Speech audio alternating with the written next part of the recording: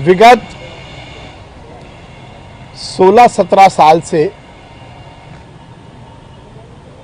ये मेरा सौभाग्य है कि लाखों की संख्या में बहनें मुझे रक्षाबंधन के पर्व पर रक्षा सूत्र बांधती हैं। 2009 से ये सिलसिला शुरू हुआ। छोटे स्वरूप में शुरू हुआ ये नरेला रक्षाबंधन महोत्सव आज एक विशाल स्वरूप में पूरी दुनिया का सबसे बड़ा रक्षाबंधन महोत्सव बन गया है।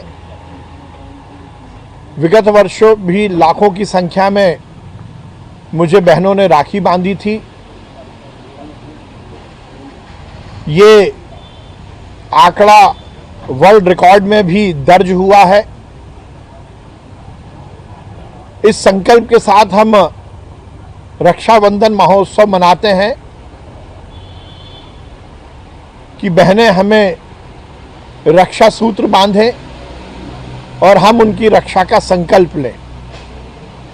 सनातन दर्शन का, हिंदू धर्म का ये बहुत सुंदर पर्व है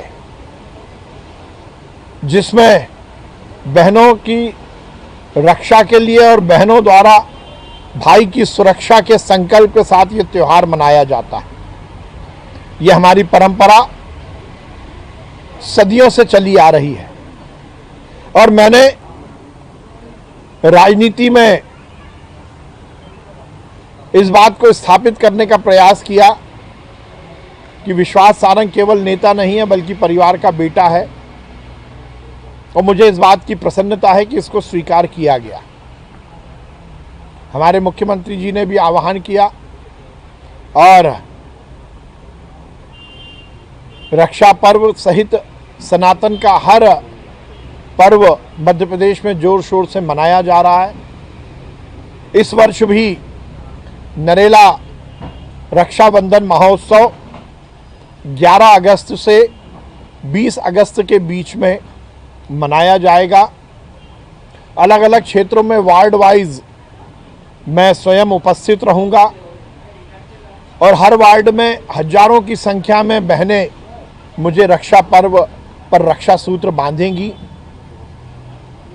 कुल लाखों की संख्या में ये आंकड़ा पहुंचेगा। बहनों की रक्षाबंधन महोत्सव के रजिस्ट्रेशन संपूर्ण हो चुके हैं।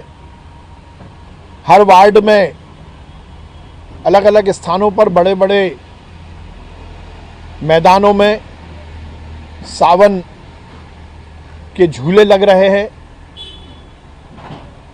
संपूर्ण क्षेत्र को बहनों के मायके के रूप में तब्दील किया जा रहा है। बहनें आएंगी, जिस प्रकार से बहनें भाई के घर में सावन के अवसर पर मायके में आती हैं, उसी तरह बहनें हर वार्ड की उन स्थलों पर पहुंचेंगी। स्थल पर ही उनकी मेहंदी लगाने के लिए व्यवस्था की गई है। बच्चों के लिए झूले, बहनों के लिए झूले आदि की व्यवस्था की गई है। हजारों की संख्या में बहनें हर वार्ड में आएंगी। पूरे कार्यक्रम के माध्यम से लाखों बहनें मुझे राखी बांधेंगी और जिस प्रकार से हमारी सनातन परंपरा का रक्षाबंधन के पीछे का जो भाव है, जो संकल्प है, जो संदेश है, वो है सुरक्षा का, रक्षा का। तो इस बार का हमारा रक्षाबंधन महोत्सव हमारी बहनों की रक्षा के लिए समर्पित होगा। और जिस प्रकार से हम देख रहे हैं कि लव जिहाद का एक मामला, जिसके कारण धर्म परिवर्तन के लिए बहला फुसलाकर बेटियों को उसकी ओर प्रेरित किया जाता है, तो नरेला रक्षाबंधन महोत्सव इस वर्ष लव जिहाद के खिलाफ बड़ी लड़ाई को समर्पित होगा। विगत दिनों हमने विश्वास विजय वाहिनी का गठन किया था। हमारी ये वाहिनी बूथ पर है। इस बार हम इस विश्वास विजय वाहिनी में जो हमारी महिला सदस्य हैं उनके माध्यम से लव जिहाद के खिलाफ घर घर में जन जागरण करेंगे और 11 अगस्त से लेकर 20 अगस्त तक नरेला विधानसभा में जो नरेला रक्षाबंधन महोत्सव का आयोजन हो रहा है, उसमें जो बहनें मुझे राखी बांधेंगी उन्हें इस बात का भी संकल्प दिलाया जाएगा कि वो अपने मोहल्ले, अपनी कॉलोनी, अपने आसपास के क्षेत्रों में, संपूर्ण भोपाल में और संपूर्ण मध्य प्रदेश में लव जिहाद के खिलाफ जो हम मुहिम चला रहे हैं उसका हिस्सा बने और ये सुनिश्चित करें कि हर बेटी को हर घर में इसके खिलाफ जन जागरण किया जाएगा और ये सुनिश्चित किया जाएगा कि इस तरह से धर्म परिवर्तन करने की आड़ में कोई भी हमारी बेटी बहन को बहला फुसला ना पाए। मध्य प्रदेश सरकार ने धर्म परिवर्तन के खिलाफ और लव जिहाद के खिलाफ एक समुचित कानून बनाया है। धर्म स्वातंत्र्य कानून की जानकारी भी हर बेटी को हर घर में पहुंचे, इसकी भी हम व्यवस्था कर रहे हैं। और यदि भगवान ना करे पर यदि कोई बेटी या कोई परिवार इस चंगुल में फंस जाता है तो उसको कानूनी सलाह देने के लिए भी हम पूरी व्यवस्था बना रहे हैं। इस बार का हमारा रक्षाबंधन महोत्सव लव जिहाद के खिलाफ बड़ी लड़ाई को समर्पित होगा और विश्वास विजय वाहिनी के माध्यम से हर बहन को, हर बेटी को इस बात का संकल्प दिलाया जाएगा। 11 अगस्त से 20 अगस्त तक ये हमारा रक्षाबंधन महोत्सव हर साल की भांति मनाया जा रहा है। तैयारियां जोर शोर पर है। कल से ये अभियान होगा और मुझे बहुत प्रसन्नता है कि मुझे लाखों की संख्या में बहनें राखी बांधेंगी। उनकी रक्षा का संकल्प लेकर हम इस रक्षाबंधन महोत्सव को पूर्ण करेंगे।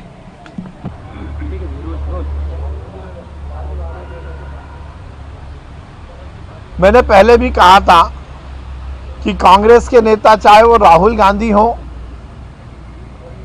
या प्रदेश का कोई भी नेता हो, नाच ना आवे आंगन टेढ़ा की कहावत को चरितार्थ करते हैं। जनता ने आपकी रीति, आपकी नीति, आपके नकारेपन के कारण आपको पूरी तरह से नकार दिया और आप इल्जाम दे रहे हो चुनाव आयोग को। जब हार जाते हो तो ईवीएम खराब हो जाती है और जीत जाते हो तो कहते हो कि ये जनता की भाजपा के खिलाफ जो भावना है उसका परिचायक है। जब हार जाते हो तो चुनाव आयोग खराब हो जाता है और जीत जाते हो तो अपनी पीठ थपथपाने लगते हो। यदि चुनाव आयोग गलती करता, गड़बड़ी करता, तो फिर राहुल गांधी जी 2-2 लोकसभा सीट से कैसे जीत पाते? यदि चुनाव आयोग गड़बड़ी करता तो फिर राहुल भैया की दीदी प्रियंका जी वायनाड से चुनकर लोकसभा में कैसे पहुंच जाती? यदि चुनाव आयोग गलती करता, गड़बड़ी करता, तो फिर बहुत सारे राज्य जहां आपकी सरकार बनी है वहां आपकी सरकार कैसे बन पाती? मुझे लगता है दिक्कत यहीं से शुरू हुई है। राहुल जी राजनीति की नब्ज भी नहीं समझते और जनता की भावना को भी नहीं समझते। उन्हें चाहिए कि वो जनता के बीच जाएं, वो जनता में पैठ बनाएं, वो सकारात्मक राजनीति करें, वो हिंदुस्तान को जोड़ने वाली राजनीति करें।